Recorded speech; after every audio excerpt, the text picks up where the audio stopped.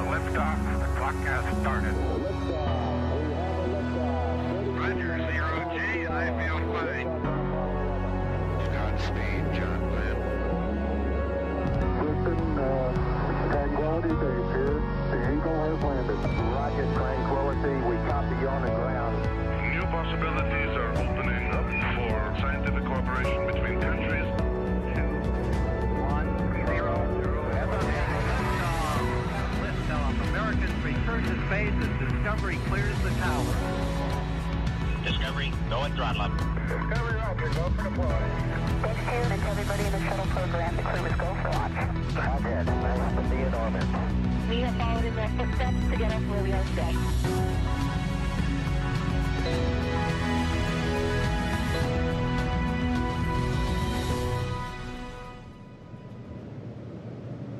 Good afternoon, everyone, and welcome to NASA's Johnson Space Center. I'm Reagan Scharfetter here today, joined by NASA's SpaceX Crew-8 crew members who just recently returned home after a 232-day stay aboard the International Space Station. From my left, we have Commander Matthew Dominick, pilot Michael Barratt, and mission specialist Jeanette Epps. Roscosmos cosmonaut Alexander Grebenkin was also part of this dynamic crew, but will not be joining us today as he has since returned home to Russia. I know we have a lot of folks here eager to talk to the crew, but before we hop into our questions, I just want to first turn it over to them for some opening remarks. Okay, thanks very much, Reagan. I'll start. We're really happy to be here. In general, we're happy to be back on the planet at all because we stayed a little bit longer than we expected. We really are not complete without our fourth crew member, Alexander Grebenkin, Sasha, as we called him, seat 4. And we're sorry he's not here, but I think we kind of carry his very jovial spirit with us. He was every bit essential to Crew-8's success. One thing to start off up front, I know there may be some interest in our post-flight medical event where we diverted to a hospital. Spaceflight is still something we don't fully understand. We're finding things that we don't expect sometimes, and this was one of those times. And we're still piecing things together on this. And so to maintain medical privacy and to let our processes go forward in an orderly manner, this is all we're going to say about that event at this time. That leaves us 235 days, 3 hours, and 35 minutes of Crew-8 experience that is open to your questions. So thank you guys for being here. I still laugh inside. I was sending messages to friends from space station, and even saying it now that we're back on Earth. I'd send a message, hey, hey, we're going to cover that. We'll cover it when you're back on Earth. And just the opportunity to have a life where you could say, I'll talk to you when I get back on Earth, just makes me giggle and get goosebumps over and over again. And so saying that here you talk about, hey, these folks are back on Earth, it just makes me feel super grateful for the mission control centers around the world that kept us safe, right? So we go to the space station, and once we're there, everybody else is maintaining the space station, flying the space station for us around the world and keeping us safe. And we sleep well at night knowing they're doing it. So extreme grateful and gratitude towards the folks that made that happen. And we're, of course, excited to be back on Earth and to answer your questions. I'd like to second that, Matt. I'm very grateful for all the centers and everyone that we had a chance to work with, but also our families and all the people who supported us through our mission. We had an amazing mission, and I can't stress that we worked hard, but we also enjoyed our time there thoroughly. And I want to thank all the families who really kept everything going and moving while we were gone, and especially the folks at NASA in the office who helped keep us going in space, providing clothes, making sure we had everything we need. So thank you, and we're grateful for you. All right, thank you so much, crew. We'll go ahead and get started with our Q&A portion. We'll get started here in the room through our phone bridge and also through social media using the hashtag AskNASA. We do want to remind everyone who is dialed into our phone bridge to press *1 to insert yourself into our question queue and *2 to take yourself out. And with that, we'll go ahead and begin in the room with Gina Sinceri with ABC News. Gina Sinceri, ABC News.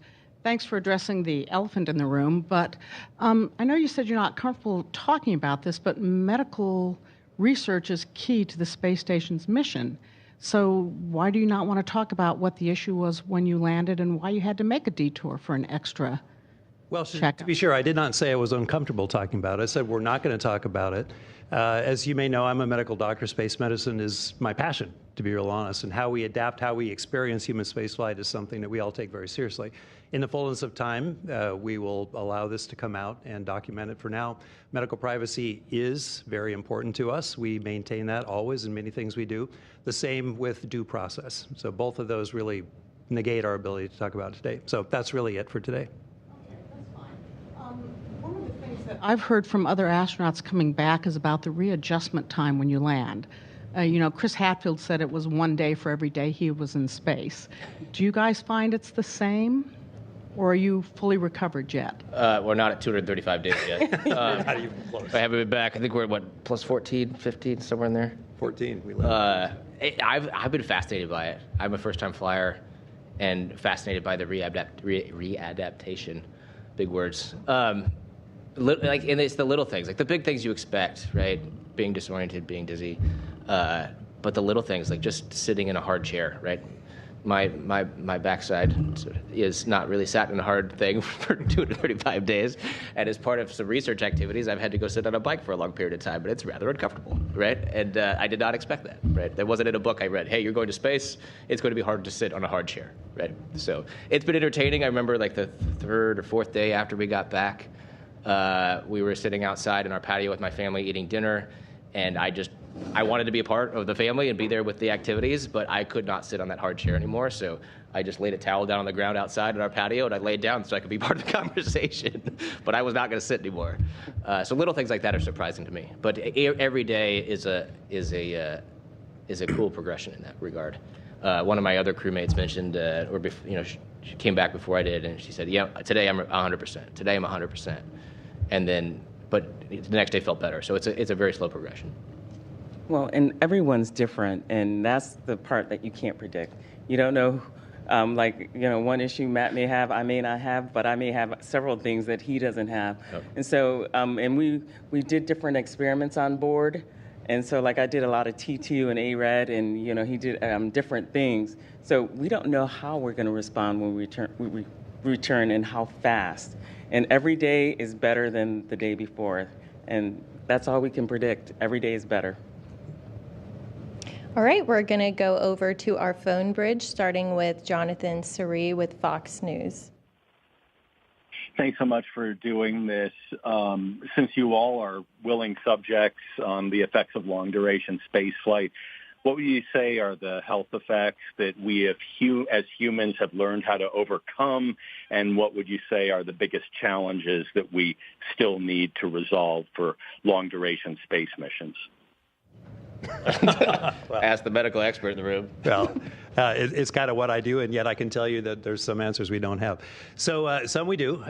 We're pretty good about maintaining bone and muscle in flight now because of our countermeasure suite. In fact, when we first fielded the complete set in 2009, we saw kind of a quantum increase in health metrics, and that was everything from bone, muscle, aerobic capacity to immune function, just making a habitable station with really good countermeasures. So if you were to ask me, can I countermeasure my way out of zero gravity for the time it takes to get people to Mars and land them safely, I think I would say, yeah.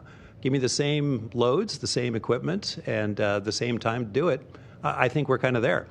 Some of the other ones that are a little bit more physics-based that we can't load ourselves out of, radiation being one of those, psychological issues, those require other solutions, and those are probably the areas, and I would say food sources that have to be wholesome for 5 years. Those are areas where we still have some work to do. You guys are entitled to an opinion, too, by the way. Well, not when you have the expert here. But of course I do. It's been fascinating. It's been fascinating seeing what we do. I was part of an experiment where we were trying to figure out some of those things, what we can get rid of. I was part of an experiment where I didn't use the treadmill at all on Space Station for the 8 months we were up there. And so I've come back to my first time. The last time I walked was when we walked across that causeway into the rocket, and the first time I walked after that was when we got out of the spaceship. So it's been pretty impressive what we're able to do. I couldn't agree more. I think the countermeasures that we have are evident in just looking at our data as we came back. But, future missions, I think radiation, like you said, is the big thing. So, I guess I'd add one thing is that we keep finding new stuff. We didn't know anything about the neuroophthalmic changes until like 2009, and we realized it's a big thing. It affects critical neuroanatomy, and it was right in front of us for decades of spaceflight. We didn't see it. We've had some other discoveries about jugular venous flow and how the heart regulates and immune function. That's all this stuff we're just kind of discovering. Blood hemolysis. So expect that to continue, even though it's right in front of us. The fact that we have a well-equipped laboratory with a lot of people flying long duration, we're going to continue to find new things. So just kind of expect this road to Mars to be paved with new discoveries, whether we like it or not. Yeah, excellent. Very thorough answers. Now we'll go to Marcia Dunn with the Associated Press. Yes, hi. Dr. Barratt, I understand you don't want to discuss the hospital stay. However, could you at least in broad terms give us some insight into the symptoms that were exhibited, and as the crew's doctor, how concerned you were about the whole episode? Thank you. Marcia, it's always good to hear your voice. And no, I will not express any of those concerns or details. Again, medical privacy and the processes we have going on right now negate our ability to do that. So sorry. All right, thank you. And we, NASA Public Affairs, also echo his statement. Thank you. We'll toss it to social media now. Leah on X asks, what was it like returning to Earth? Did your legs and arms feel heavy? What was your first drink like? Everybody talked about, hey, things are going to feel heavy, and that was true. I mean, you knew it coming. I think that the weirdest thing that really, and it didn't really hit me until about 4 or 5 days later, was picking up something that I had on the space station all the time, and that was I went and NASA lets us check out the cameras for training and practice, and I wanted to check something out. So I went and checked out one of our cameras that we have on space station for some photos now that I've been back on Earth, and picking up that same object that I've been holding so much on space station and feeling it here on Earth was crazy to me. Like I picked up other things, bottles of water, whatever. I expected those to have mass, but to me it was not just the mass, but the rotational moments of inertia that I was so used to managing or moving around. It just really threw me off. I have to agree. Like even just the weight of your head and trying to hold it up, and some of the muscle pains that you'll have because you haven't held your head up in 8 months almost for us. And even like you were talking about our backside not having sat on a seat in 8 months, your backside is going to hurt. So the weight and the heaviness of things just is surprising. It was just different coming back. But also laying on your back at dinner time? Laying any chance I got. But you have to move and you have to exercise every day. Otherwise, you don't get those gains. So you have to move regardless of how exhausted you feel. All right, cool. Now we'll jump back into our phone bridge with Andrew Donovan with News Channel 9 Syracuse. Welcome back, everyone. I'm obviously in Syracuse, so my questions will be for Dr. Epps, and they will be about her hometown. I'm wondering what kind of love she felt from Syracuse while she was in the International Space Station, if she was in touch with anyone while in Syracuse, and what life is like now in this transitional phase. If obviously it's a little uncomfortable to sit on a chair, so are there any limitations on your lifestyle right now? Well, to start out, I cannot thank my hometown more. I had so much love that was poured out from Syracuse. I ended up talking with so many people, but my friend Hillary Hunter, Mike Pachenko, people that I went to high school with, and at Lemoyne College there, talking with Dr. Lemura and Dr. Colbert. There's just so much that goes on in Syracuse that deserves attention, and one of the things is like Lemoyne College. Hindsight is 20/20, but what a gem we have in Syracuse, New York, where we have people who really care about students and really want to move the society forward, and that's Lemoyne College. And the nice thing about the university, the college there, is that, the number of students that they've helped and moved forward, from me and my twin sister to getting us to the University of Maryland, it just goes up every year, and they have a heart and a passion for it. My friends Hillary and Mike are just two gems from high school, Hillary was our class president. I was her vice president. And who knew that all these years later, I'm not going to tell you when we graduated, but all these years later that we would have shared something like space together. And, I can't thank Syracuse enough. Life is different for me now, just in the sense of how much I appreciate everything that Syracuse, Lemoyne, Hillary, and my friends there have done for me. So life is definitely better, and I'm looking forward to what we do in the future. All right, excellent. We'll go to Jackie Waddles with CNN. Hi, folks. Thank you so much for doing this. It's great to see you all back on Earth. So I wanted to ask, given a recent OIG report about leaks in the Zvezda module, the Russian Zvezda module, I wanted to ask you all about that. I understand that module has had to remain mostly sealed off, but have any of you had a chance to go and inspect any of these cracks or leaks? Or how else might it have affected your stay on the space station? And I'm curious what you all are hearing from your Russian colleagues about it. Thanks so much. Well, I can start that. First of all, we have a very open and transparent relation with our Russian cosmonaut compadres at the other end of the station. We know what they're doing. They know what we're doing. It's important. We're all on the same station together, and it's a very integrated crew. And with the cracks in this, what we call the PRK, the Perokhodny, well, not Perokhodny, it's a transfer module between visiting vehicles and the main module of the Russian segment. The station is not young. It's been up there for quite a while, and you expect some wear and tear, and we're seeing that in the form of some cracks that have formed. They've been very open about that. The way it's affected us mostly is as they go in and open that to unload a cargo vehicle that's docked to it. They've also taken time to inspect and try to repair when they can. We've taken a very conservative approach to close a hatch between the U.S. side and the Russian side during those time periods. It's not a comfortable thing, but it is the best agreement between all the smart people on both sides, and it's something that we as a crew live with and enact, and we've actually made it I wouldn't say normalized necessarily, but it's something that we accept and we perform as we are directed by both sides. There's no deficit of information. We all know what each other knows, no question about it. But again, the station is not young, and we will expect to see more wear and tear in various other places as well. The Russian side is the oldest side of the space station. Like I said when we opened up, we're in good hands. The mission control centers around the world are awesome. They kept us informed. They're got amazing engineers working the problem, and I'm thankful that they are. All right, we'll hop back into our phone bridge, going to Marcia Smith with Space Policy Online. Thanks so much. I'd like to ask Matt and Mike to talk a little bit about the scrub spacewalks. Could each of you describe exactly what went wrong? And psychologically, how did you feel? You were all suited up and everything and in there, and then, of course, neither of them could be accomplished. What was that like to be in there and suddenly have to cancel it?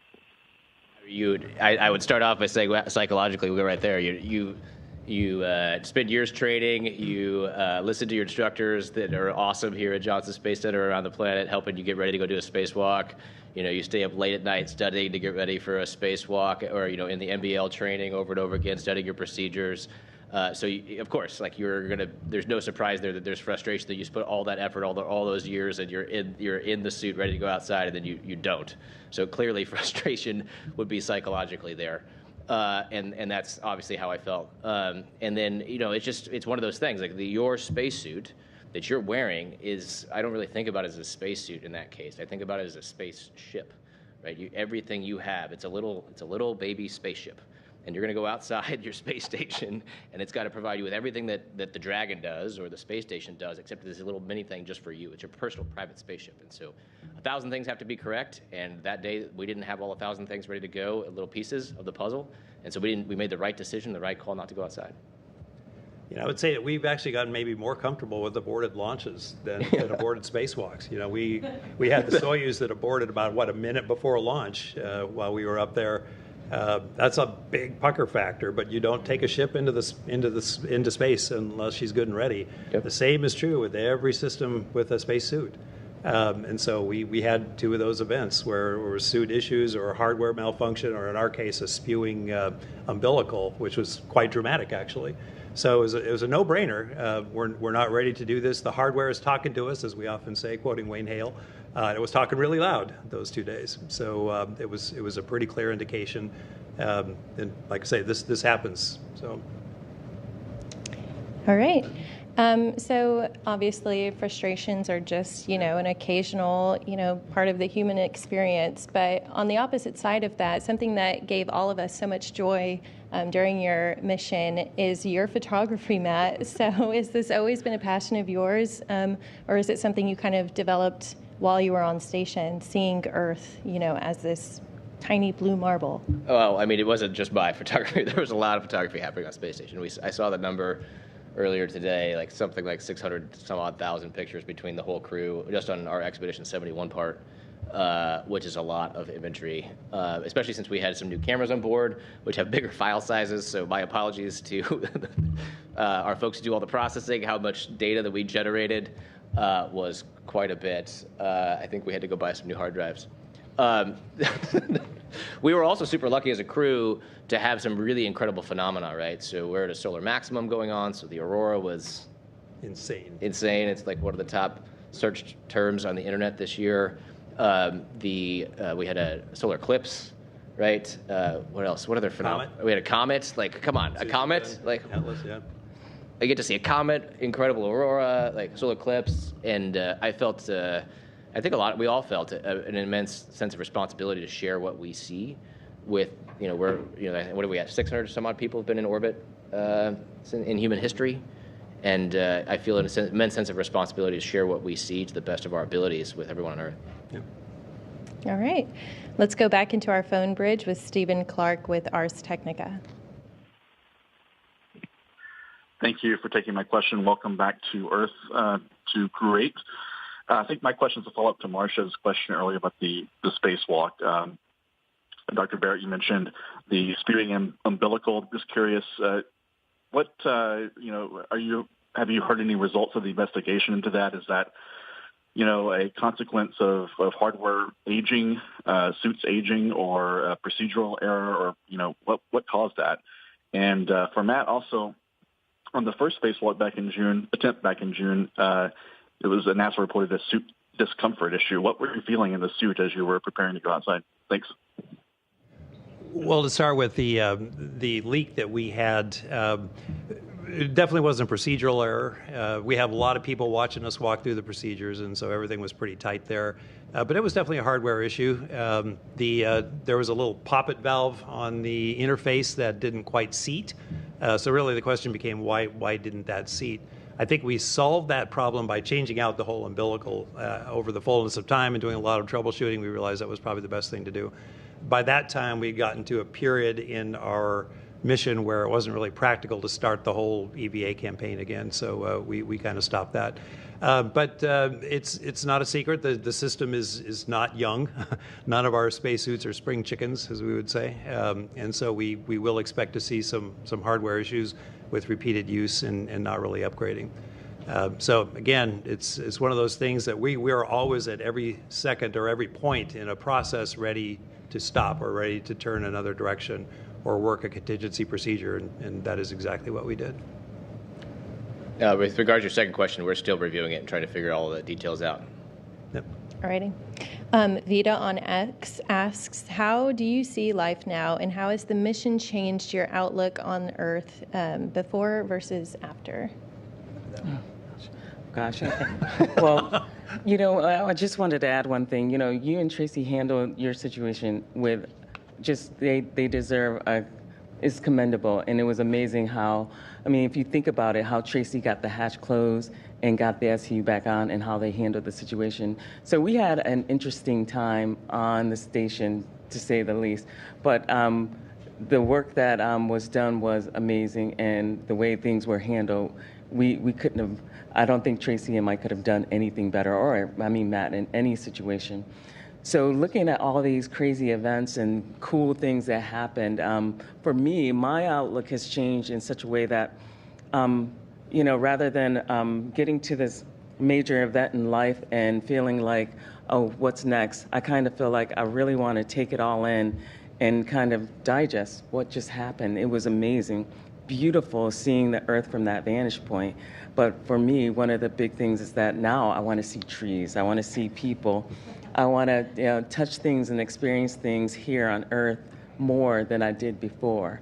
And it's just made me appreciate things, I think, just a little bit more. And the simple things, not the big things, but the simple things in life that make me happy and, hopefully make my friends and family happy as well, just seeing each other. So I'll go on. I will say one of Jeanette's superpowers is kind of communicating the beauty of where she is at any time. And she did that really well from station. And I bet she's doing that really well from the ground now. I want to travel. I've always liked traveling and seeing the Earth, but there were places that weren't necessarily on my list of places to travel that are now, right?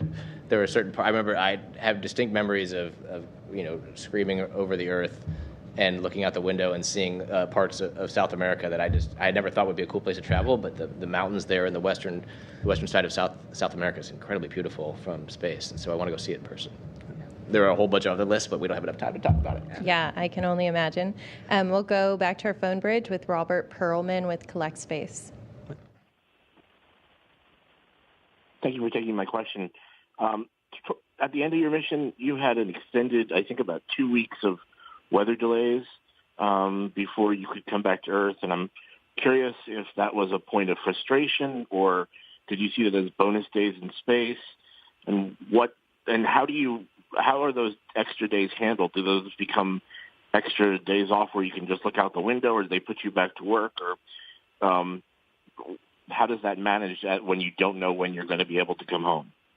I think a bonus days in space for sure, right? That was definitely there. But I mean, we're humans too, and so you're like, "Oh, are we going home tomorrow?" Right? You call my wife like, "Hey, we're coming home tomorrow," and then we're not, and then we're coming home tomorrow. No. Next week, maybe. So that part was entertaining to deal with, but it was definitely bonus time in space. We really enjoyed the fact that we got to fly with more people. Right? Initially we were supposed to come home before Soyuz, the Soyuz turnover, and we ended up coming home after the Soyuz turnover, and that means we got to fly with more people in space, which is awesome. Mike talked about pre-flight, how many people he's had a chance to be in space with and watch them and how people interact with space. It was awesome to see how other people deal with the microgravity environment. So it was definitely bonus time. But also, to be honest, I was like, are you going? No, back and forth. It can be kind of entertaining. Yeah. Probably the more frustrated group was our families. Yeah. Because, a lot of us had projects that we were doing, and if we did wave off, okay, I get another day to film some of the medical videos I was doing or some of the training shots and things like that. The vibe on station is really good right now. So not every cell in my body wanted to leave, to be real honest. But it was time to come home and quit burning the resources up there for sure. Yeah. Yeah, I can't add anything to that because that's exactly the vibe on orbit. It was beautiful, though. All right. Well, to tack on to that, Goswami on Instagram asks, what were some of your favorite moments as a crew? The Olympic video. That was, thank you to Matthew Dominick. Yeah, it was a team effort. The director. But that was hilarious. It was a lot of fun. We enjoyed it down here, that's for sure. I'm sure the B-roll remaining cuts from that are also entertaining. There was a lot of video made there. Yeah, I would be interested in seeing the blooper reel from that. Yeah. I think, there were probably hundreds of magic moments, a lot of them around the galley table because we were kind of a food-centric crew. Yeah. But I do remember one evening when Matt and Laurel and I were in the cupola, and we were doing a big transverse cut down the African continent. It was nighttime, and the whole continent was just shrouded in clouds of lightning. It was just this spectacular show. And Matt had the presence of mind to start playing the song "Africa" by Toto. Yeah. And so we're just watching this lightning, just blowing up show. Africa. Yeah, and blowing up Africa, and I will never forget that. So. I was actually looking at your X account yesterday and saw the red sprites. Yeah. Was curious if you ever learned anything more about those. Yes. Thank you, Internet and NASA.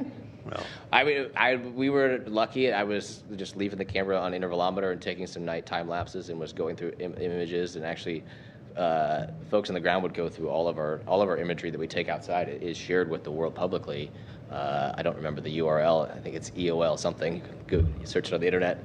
But you can go look at every image that goes out, and folks on the ground had just gone through. The general public goes through these things and finds, a little red sprite, which I thought was pretty cool. And so then that set off a mission where I'm sorry to the hard drives at NASA and the team that had to go through it, but I would just leave the camera on interval a lot at night trying to get lightning to capture red sprites. And so kept learning more about those and deep dove into that. And some experts who already work at NASA who study those started reaching out to me and sending me emails. So it was pretty awesome.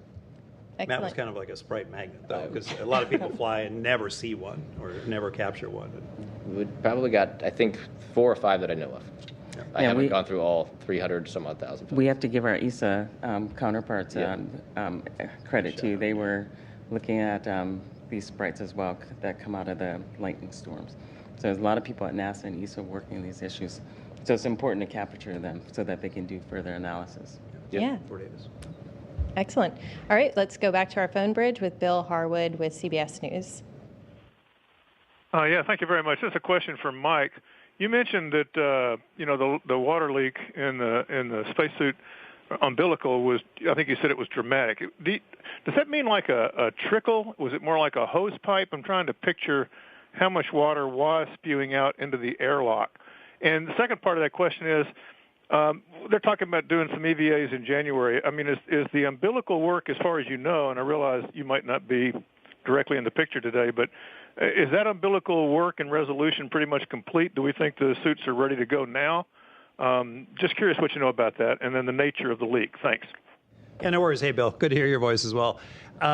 So it was not a trivial leak, and we've got footage, and anybody who was watching NASA TV at the time could see there was basically a snowstorm, a blizzard spewing from the airlock because we had already had the hatch open. So we were seeing flakes of ice in the airlock. Tracy was seeing a lot of them on her helmet, on her gloves, and whatnot.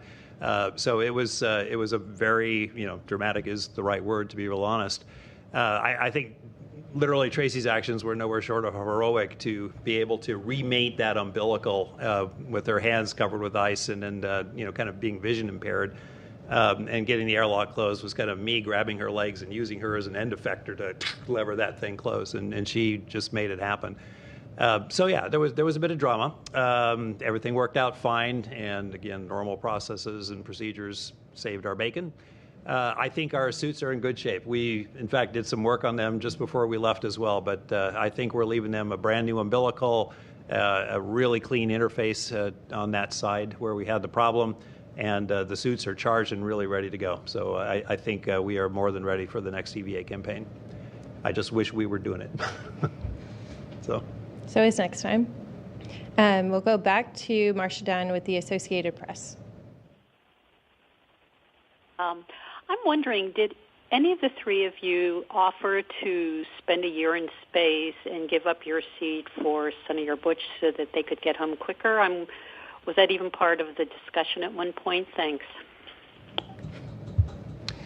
Not part of the formal discussion, but any time we know that there is a possibility, ask Dr. Frank Rubio, that things may happen that will cause you to spend time up there a lot longer than you expected.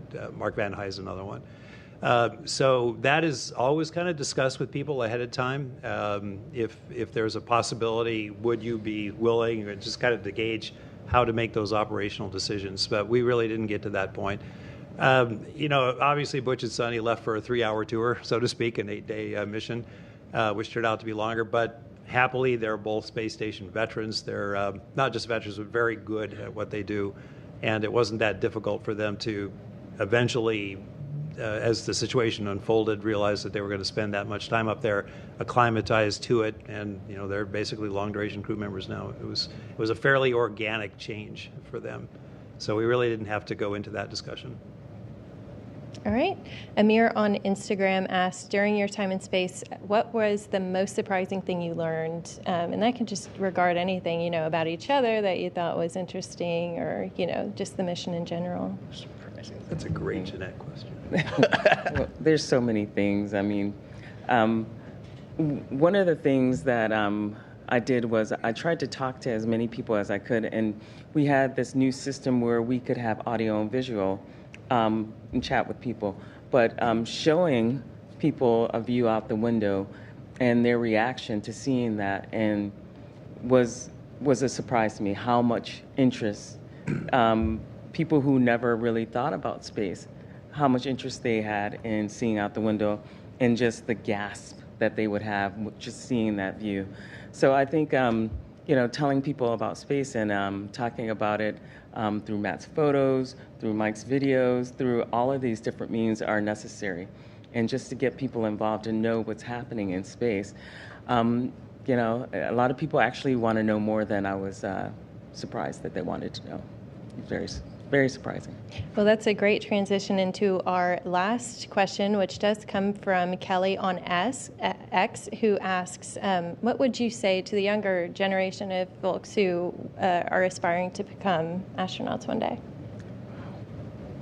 I say go for it. But, there's a lot of work that has to be done. I think a lot of kids think that things happen overnight.